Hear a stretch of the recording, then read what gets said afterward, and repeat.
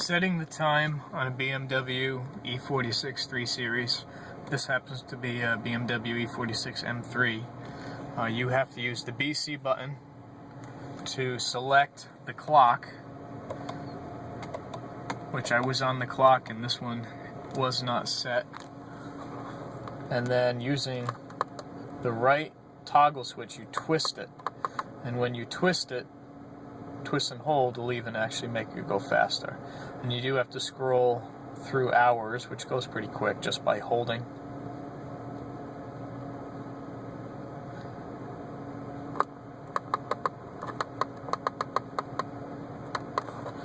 And that's it. You don't have to press the button again once you're there. And you just let go of the right cluster button and the time is set.